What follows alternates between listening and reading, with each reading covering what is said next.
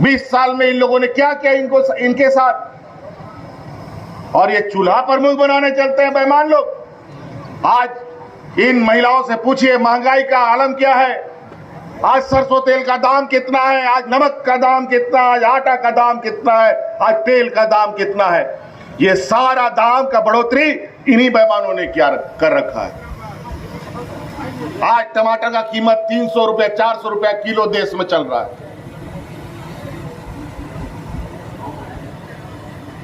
आपका चूल्हा प्रमुख बन के फायदा क्या? आपके पास राशन नहीं रहेगा तो उस चूल्हा में आपको जलना पड़ेगा। आपके परिवार को भूखा मारने की तैयारी चल रही है पूरा देश के अंदर।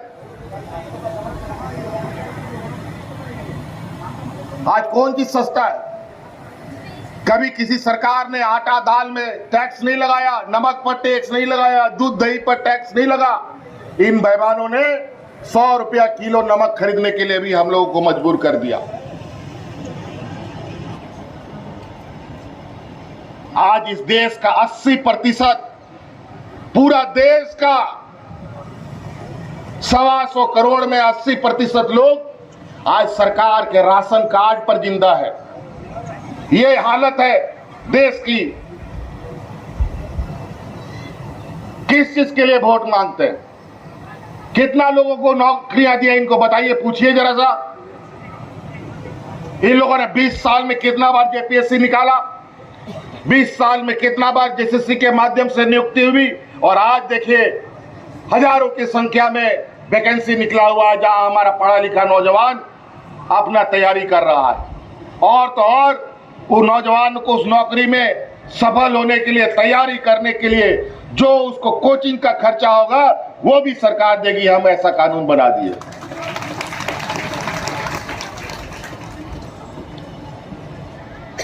इन लोग खाली हिंदू मुस्लिम के नाम पर वोट दीजिएगा जी। हिंदू मुस्लिम से पेट भरेगा आपका क्या? हिंदू मुस्लिम करने से नौकरी मिलेगा क्या? हिंदू मुस्लिम से करने से रोजगार मिलेगा क्या? ये लोग जहर भरते हैं, जहर। आप तड़प तड़प के मर जाइएगा। आपकी मानसिक शक्ति, सोचने की शक्ति खत्म कर देगा। सही और गलत लोगों को पहचान नहीं सकिएगा।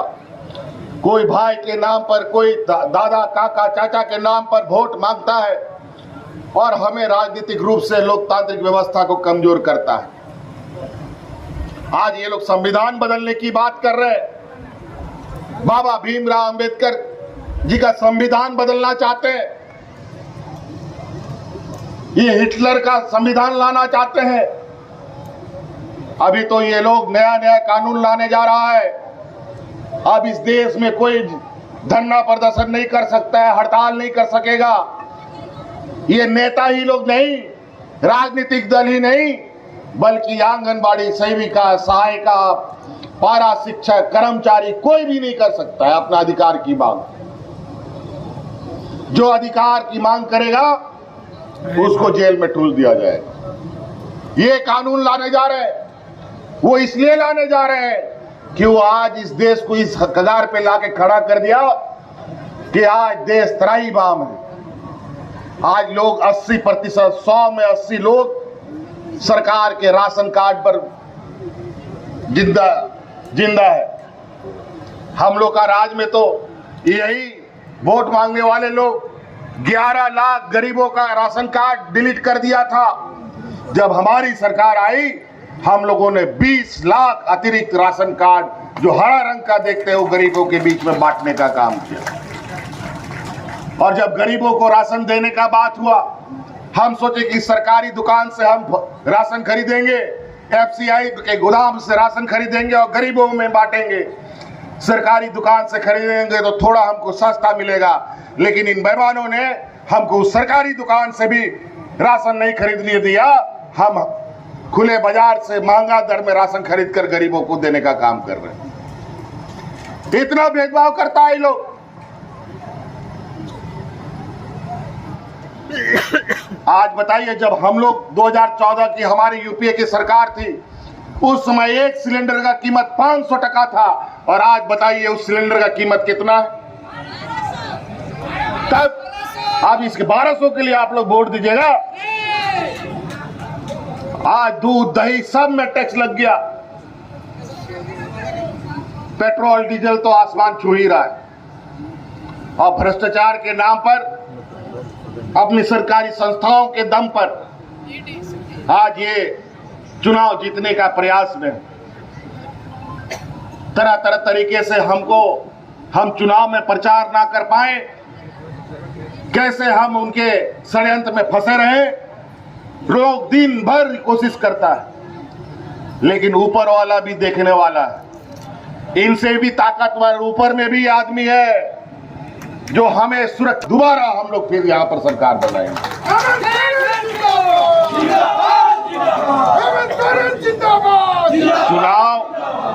चुनाव 5 साल में एक बार के लिए होता है,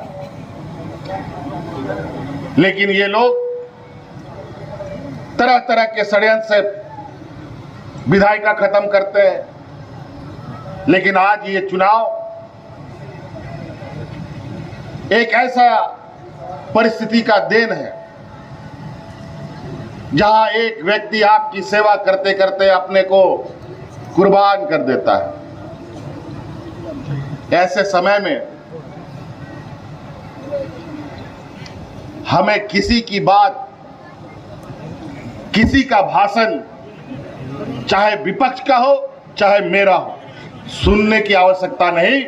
हमको उस व्यक्ति के साथ खड़ा रहना चाहिए जिस व्यक्ति ने 24 घंटा दिन और रात गर्मी धूप प्यास और शरीर को ध्यान में ना रखते हुए आपके लिए एक पैर पर खड़ा होने का काम किया। उसके साथ खड़ा होना है। आज बेबी देवी जी को क्यों बाहर आना पड़ा? आज क्यों इनको इस मोर्चे में, इस राजनीतिक लड़ाई में आके खड़ा होना पड़ा? इनका तो ठीक है, चूल्हा चौकी घर में रहते थे, लेकिन उस समय भाई जगन्नाथ महतो थे। आज जगन्नाथ महतो नहीं है, आज गणेश महतो भी नहीं है। कौन देखेगा घर को? सावक अभी छोटे हैं, इसीलिए आज डुमरी विधानसभा के बच्चों को एक छांव देने के लिए, अपने बच्चों को एक छांव देने के लिए ये शेरनी खुद बाहर आई है। हमें इसके साथ खड़ा होने की आवश्यकता है।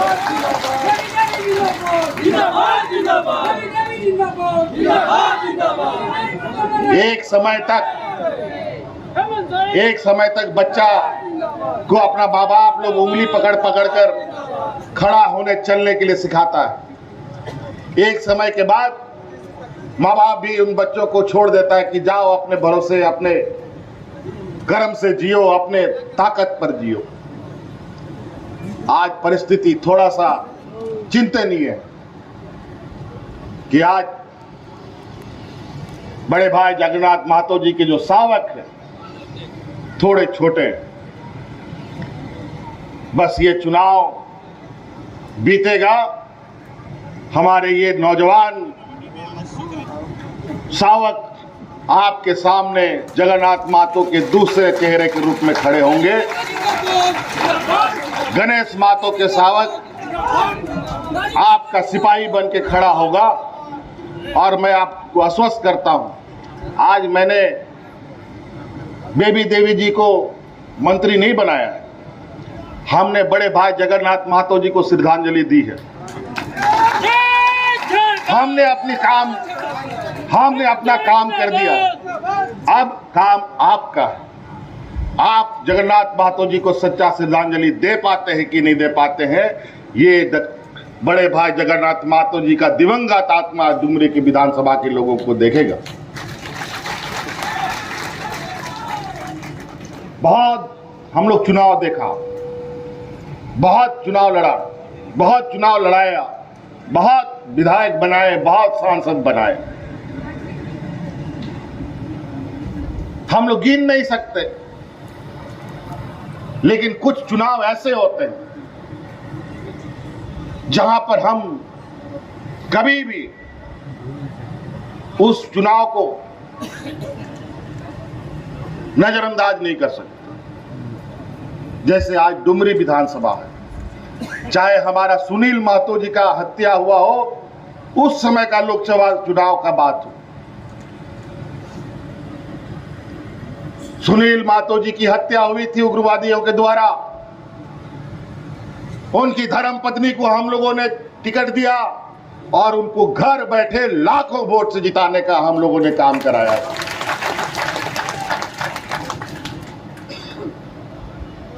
तो इसीलिए विशेषकर महिलाओं से मेरा प्रार्थना होगा, इस चूल्हा प्रमुख के नाम पर जो लिफाफा मिल रहा है आप लोगों को, लिफाफा रख लीजिए, लेकिन वोट दीजिएगा सिर्फ बेबी देवी जी को तीर धनुष छाप।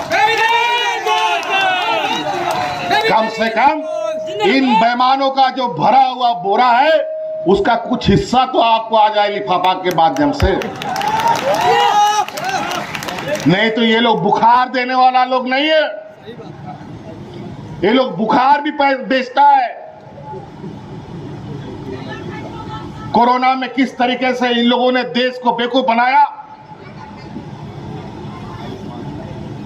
किस तरीके से आज आयुष्मान भारत के नाम पर ठगी हो रही है। कैग का रिपोर्ट, जो भारत सरकार का जो वित्तीय व्यवस्था को आकलन करता है, उसका रिपोर्ट आया है कि आयुष्मान भारत में ये लोगों ने अरबों खरबों का घोटाला कर दिया है। एक ही नंबर पर दुनिया भर का लोग रजिस्टर कर लिए गए। और आज वही झारखंड सरकार इस राज्य के गरीब गुरुआ के लिए, आम लोगों के लिए, राज्य में अगर बेहतर इलाज ना हो, अगर राज्य में वो जो इलाज जिसका होना है वो इस राज्य में नहीं होता है, दूसरे राज्य में होता है, दिल्ली में होगा, चेन्नई में होगा, कलकत्ता में होगा, तो उस मरीज को भी पहुंचाने के लिए हम एयर एम्बुलेंस, हवाई जहाज का एम्बुलेंस यहां लाके खड़ा किए।